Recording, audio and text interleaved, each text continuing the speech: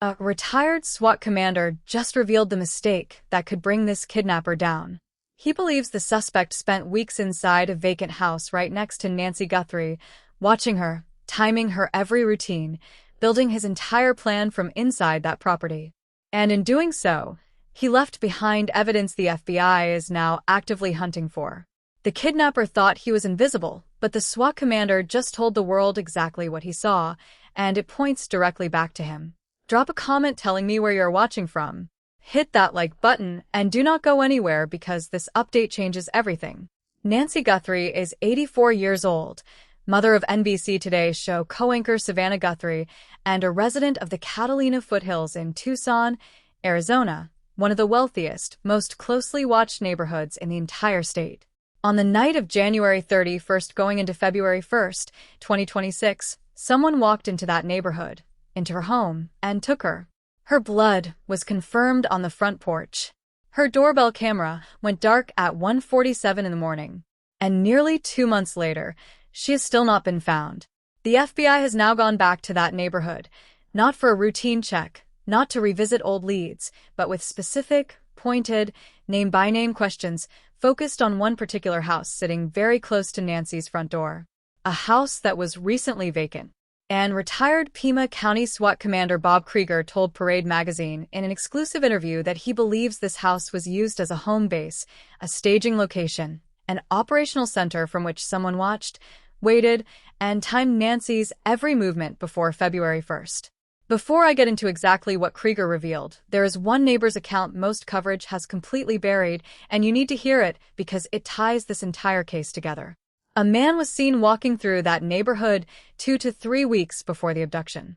Hat pulled low, hunched over, not in walking or hiking gear, just street clothes, moving through a place where everyone fits, and he simply did not fit.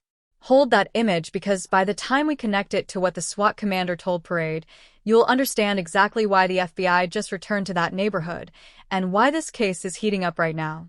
Bob Krieger is not a podcaster with a theory. He is a retired commander from Pima County's own SWAT team. The same county, the same streets, the same terrain where this crime happened, with nearly 3 decades of running high-risk operations in environments exactly like the Catalina foothills.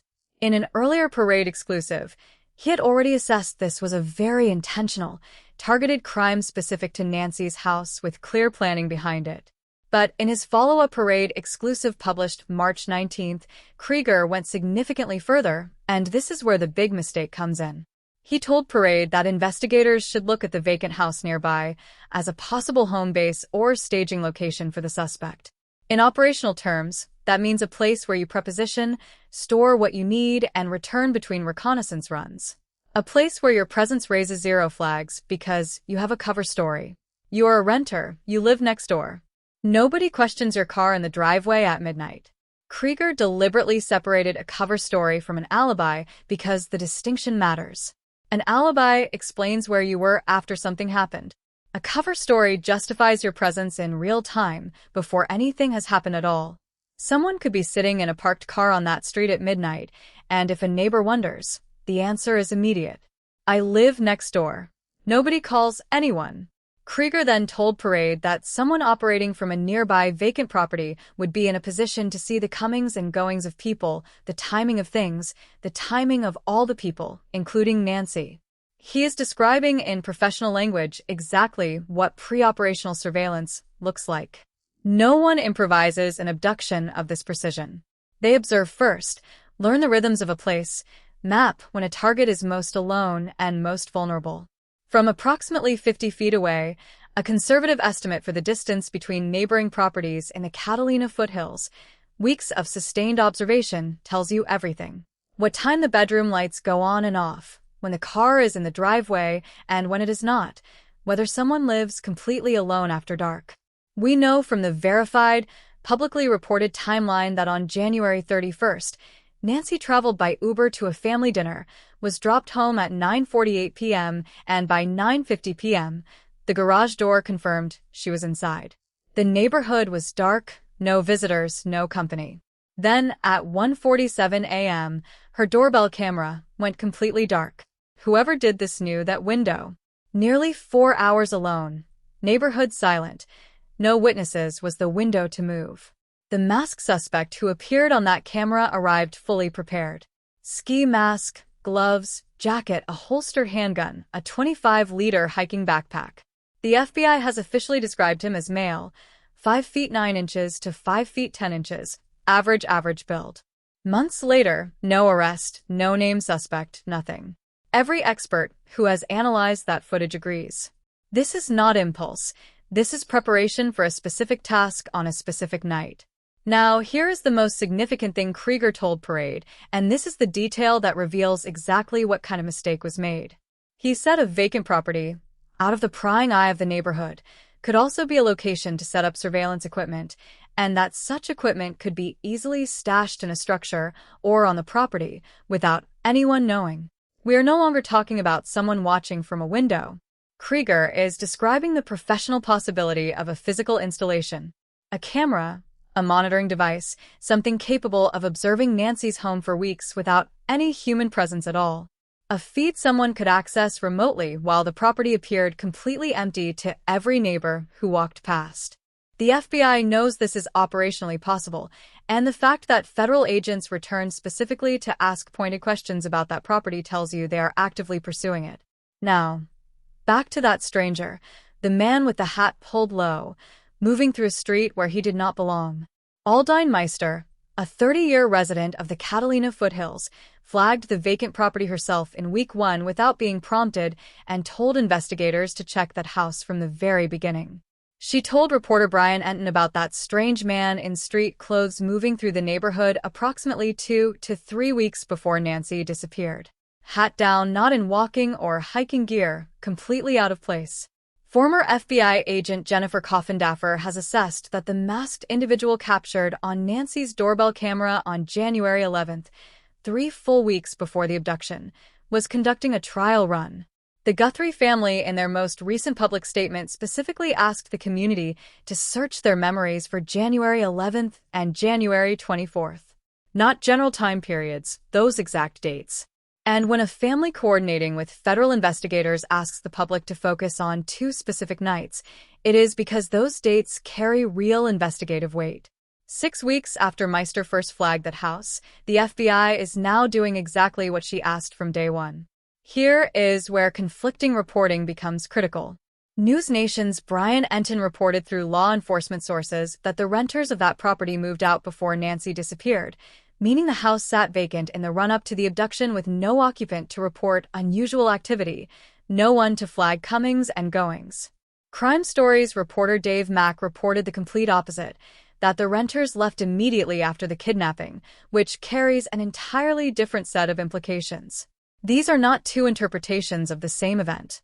They are 2 completely opposite accounts.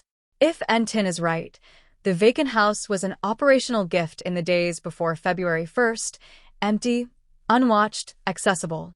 If Mack is right, someone connected to that property made a sudden, clean departure immediately after a high-profile abduction in their own neighborhood with no notice and no apparent explanation. And that kind of departure has a name in investigative language. The FBI knows which account is accurate, and that answer is directly shaping where this investigation is focused right now. Running parallel to the vacant house investigation is a second thread most coverage has missed entirely. According to Enton's reporting, the FBI was simultaneously asking residents for the individual names, not company names, individual names of every contractor and construction worker who had worked on houses under construction in that neighborhood in the weeks before Nancy disappeared. Construction workers and nearby renters share one critical characteristic. Both have legitimate, daily, unremarkable access to a residential neighborhood that would otherwise immediately flag a stranger. A crew working nearby for weeks observes everything. Which neighbors leave early, which doors face the street, what the nighttime quiet of that street looks like. In Krieger's operational framework, that kind of access is an almost ideal cover for someone wanting to observe a specific home without ever being questioned. 2 parallel threads, both pointing to the same question. Who had legitimate cover to be near Nancy's home in those final weeks, and did someone use that cover for something that was not legitimate at all? Here is where the mistake may become the break that cracks this case open. Mixed DNA of unknown origin was recovered from inside Nancy's home, confirmed publicly by Sheriff Nanos, who said they believe they may have their suspect's DNA there, but the sample is mixed, and the lab is having difficulties separating the profiles, a process that could take up to a year. If forensic processing of that vacant property yields biological material matching the unknown profile already recovered from inside Nancy's home, investigators have something prosecutors rarely get: cross-scene DNA, two separate crime scenes, independent chains of custody, the same profile in both locations. The legal question that cannot be avoided: explain your DNA inside an abducted woman's home and also in the property right next door. Beyond DNA, physical traces matter. Compression marks from furniture moved to optimize a sight line toward Nancy's property. Scuff marks at a windowsill from repeated observation. And if surveillance equipment was installed and removed, the removal itself leaves mounting holes, adhesive residue, and potentially storage media small enough to be overlooked in a rushed departure containing weeks of recorded footage. None of this has been confirmed, but this is exactly the established forensic methodology any competent FBI evidence response team would systematically work through based on Krieger's framework. The FBI has not disclosed what their processing of that property found. When Newsweek contacted the Phoenix field office directly, the response was simply that they do not comment on ongoing investigations. They did not say the property was cleared. They did not say nothing relevant was found. They said nothing, and in a case where the FBI has made deliberate choices about what to release publicly, choosing not to address a specific property is itself a meaningful choice. Nancy Guthrie is 84 years old, taken from her home in her pajamas without her shoes, without her daily medication, in the middle of the night, and she is still missing. If you were anywhere near the Catalina foothills between January 11th and February 1st, 2026, a face that didn't fit, a car that appeared and then vanished, a light in a window of a house that was supposed to be empty, the FBI tip line is 1-800-CALL, FBI and tips to FBI.gov. Subscribe and turn on notifications because this investigation is actively moving. Drop a comment. What do you think the FBI found inside that house? Nancy deserves to come home.